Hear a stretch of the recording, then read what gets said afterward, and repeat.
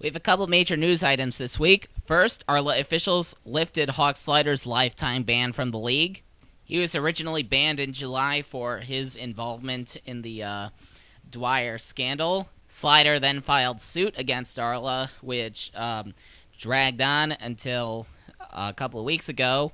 He agreed to drop the case if officials let him back into the league, which is what happened. And then he promptly entered this week's race at Decatur and put his 070 car on the grid.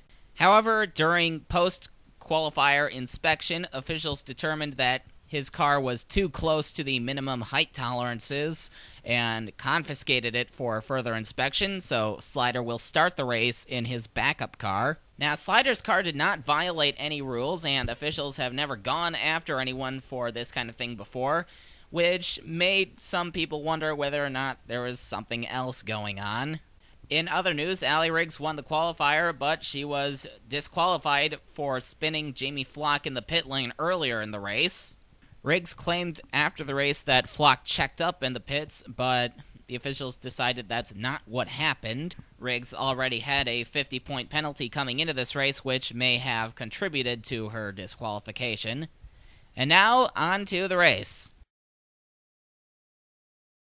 Thank you, Earl. Jared Anderson won the pole here at the B34 Decatur, here at the Decatur Raceway in Illinois. The second to last race in the 2010 ARLA Elite Series season. Anderson gets a great start and leads everybody down into the kink, and they all get through cleanly. We haven't seen that here in a while. Anderson jumps out to an early lead with Amy Harrison in second. Harrison has done a very good job in her number 102 Corvette for Motor Assault Racing this season. Her brother Joey, on the other hand, hasn't done such a great job this year. He's failed to qualify for several races, and when he has qualified, his sister has usually outpaced him. The first incident of the day occurred later in the first lap. Brenda Riggs tries to block Todd Stater, but Stater already has a nose on her, and that takes both cars into the wall. Riggs has some heavy damage on the left side of that 67 SAR, and that will throw her off the pace. Siju Dejau in the number 37 CM Corsair for MRD Motorsports had to start in the rear of the field after causing a big accident while coming out of the pits at Appleton last week. However, he has gained a couple of positions on this first lap. Dejau has had a horrible second year in this series, and now they're trying to finish up the season without destroying the rest of their fleet. Leslie Riggs in the number 50 Tremwell was handed a 15-spot grid penalty for this week after punching her sister Allie in the face following Appleton. Riggs told reporters that the on-track relationship between the two has not been very good, and things kind of got out of hand last week. Here is Hawk Slider in car number 070. He's in his backup car, as Earl mentioned. He qualified rather poorly in his first race back and is kind of stuck back there at the moment. And you also see Scott Morales in car number 76 back there, not doing his Rookie of the Year hopes any favors. His closest competitor for that title is Amy Harrison, who is running in second. At the end of lap number 2, Jared Anderson still holds the lead with Amy Harrison in second, Joel Rodriguez third, Bobby Porto fourth, Chris Johans in fifth. Then it is Shane Lake, Joseph Howard, Leigh Grell, and Alex Carson having a little battle there. And then Cody Richards, Kurt Walker, Henrietta Laverne III, and the rest of the field. Rachel Gonzalez in the number 15 Genesis Prote is going to be spun around by Leslie Riggs after Riggs breaks a little too late coming into the kink. Gonzalez is going to drop to 41st and lose a lot of time to the rest of the field. Amy Harrison is going to challenge Jared Anderson for the lead. She gets a nice run coming into, I believe that's the Farmer's Stretch, and takes the lead without much of a problem. You see the top 10 is really spread out there. Joel Rodriguez still holds third, and you saw Brenda Riggs in the 67 about to go a lap down. Here she is, holding up the leaders, allowing Joel Rodriguez to catch up to them. Bobby Porto, who's still in fourth, is going to be able to make up some time on the leaders as well. Riggs and Porto are teammates, by the way, at M&J Racing, and Porto is in contention to win the championship. Here is another championship contender, Andy Pearson in the number 2 Smash Beer STS.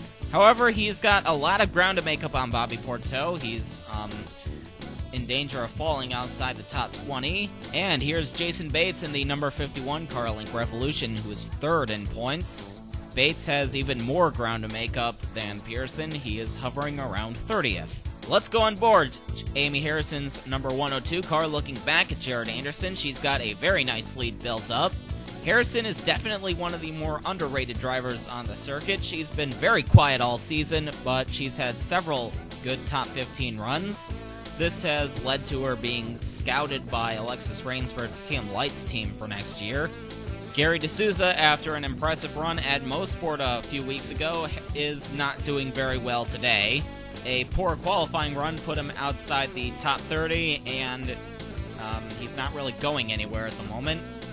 Antonio Cristani has not been on the grid very much in his number 58 Brixius Blazer for Scuderia Martinez this season. He has really fallen off after a stellar 2009 season. I don't know what's going on with him. It also doesn't help that whenever he has made the grid, he usually hasn't done much, like today. He's outside the top 30 at the moment. Leigh Grill in the number 46 Zenas Hilt is the first car to dive in for pit stops. And on the following lap, Amy Harrison and Jared Anderson make their stops. DJ Daniels and Andy Pearson stayed out for an extra lap in order to gain a little bit of time on the cars in front of them. We had some collisions in the pit lane during this round.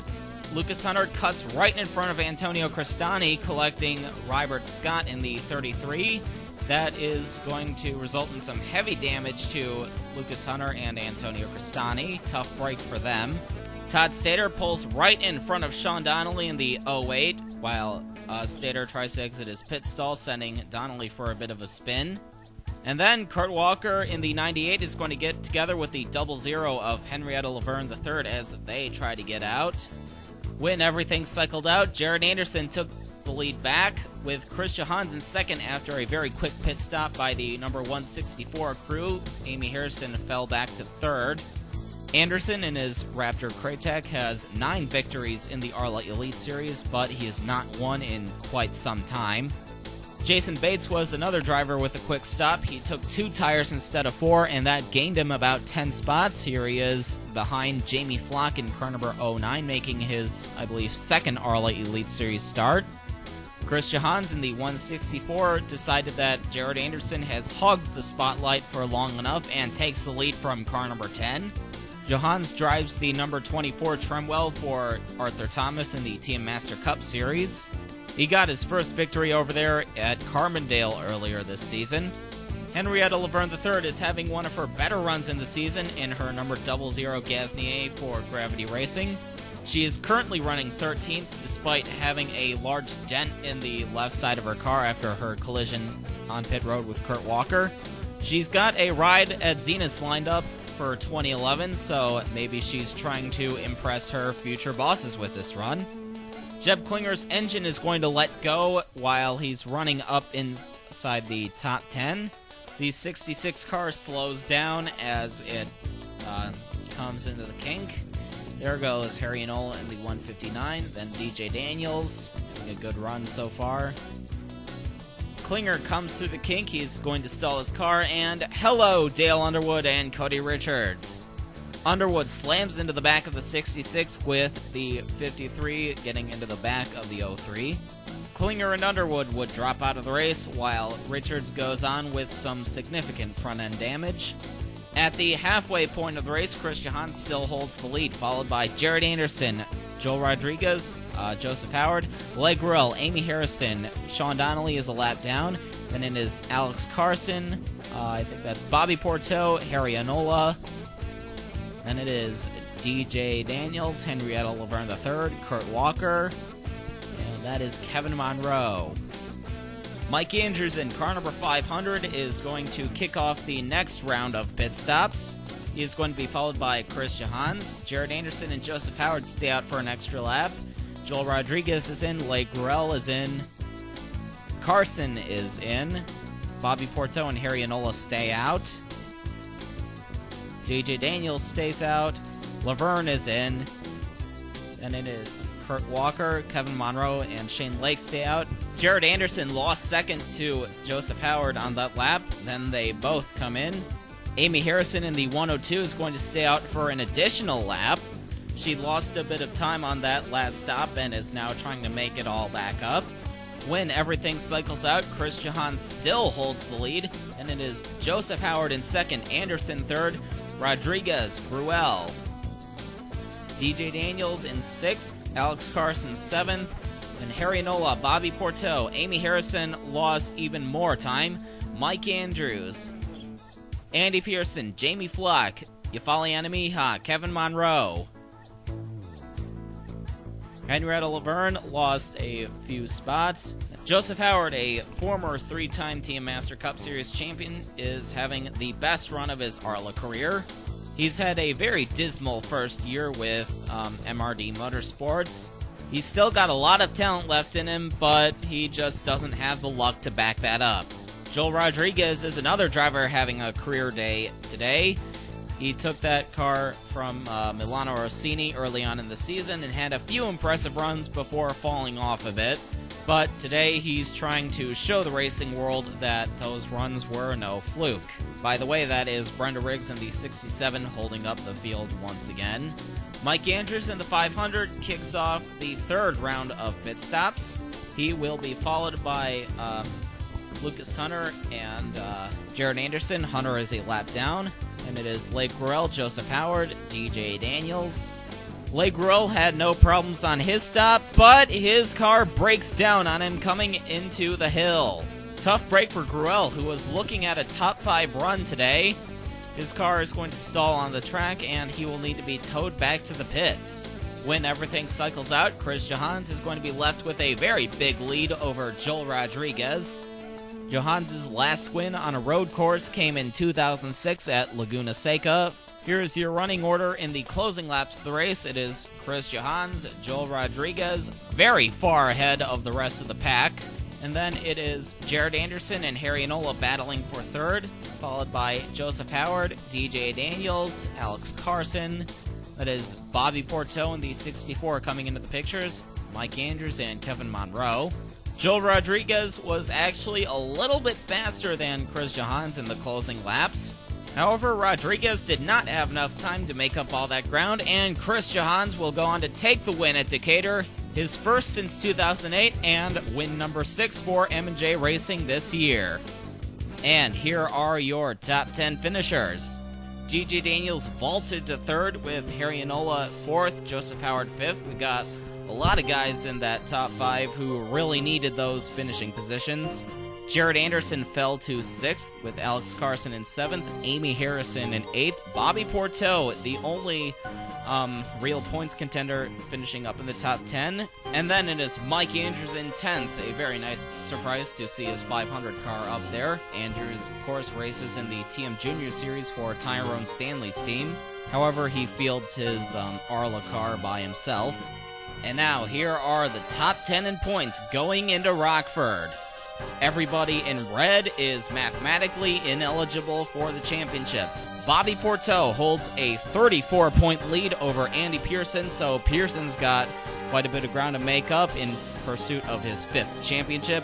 And then Jason Bates in third, 54 points back. He is a long shot for the title. Remember, only 22 cars will start the main race at Rockford, and the most points you can earn on a grid of that size is 60. Packer Carroll in 4th has put on a very nice charge recently, but it is not enough to get him into championship contention. Kevin Monroe is in 5th, Kurt Walker 6th. Amy Harrison jumps up to 7th, taking the Rookie of the Year points lead away from Scott Morales.